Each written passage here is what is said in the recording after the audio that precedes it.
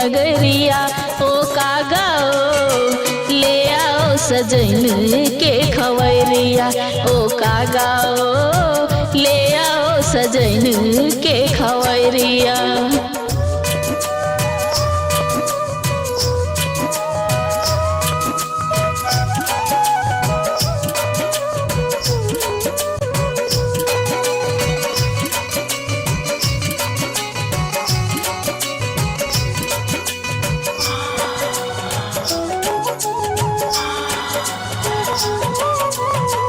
बस गया है कौन दुनिया में जाके, गए भुला के हमको पगली बना के।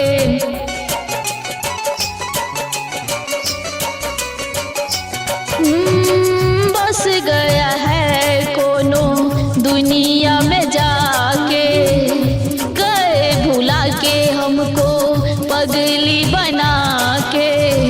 अखिया के सपना माटी में मिला के, दूर क्यों गए तू सवरिया ओ कागा ले आओ सजन के खवरिया ओ कागा ले आओ सजन के खवरिया।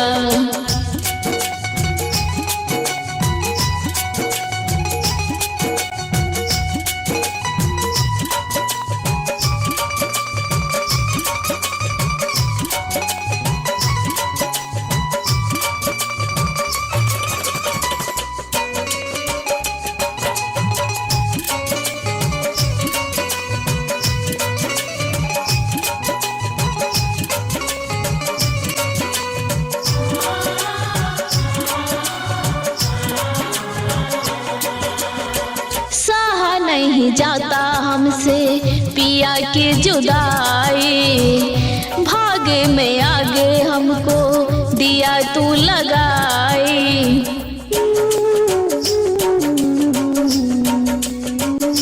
हो सहा नहीं जाता हमसे पिया की जुदाई, भागे में आगे हमको दिया तू लगाई। कितनो मनाए हम तो माने नहीं माना, साजन जी को खोजती है नजरिया ओ कागा ले आओ सजन के खवरिया ओ कागा ले आओ सजन के खवरिया।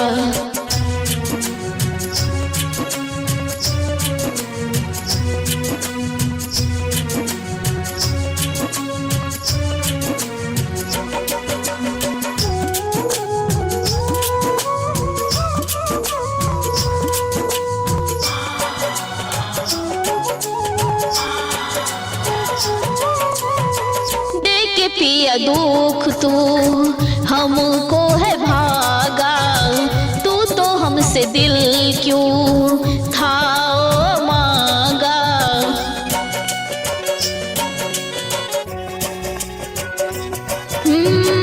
देख पिया दुख तू हमको है भागा, तू तो हमसे दिल क्यों था मांगा।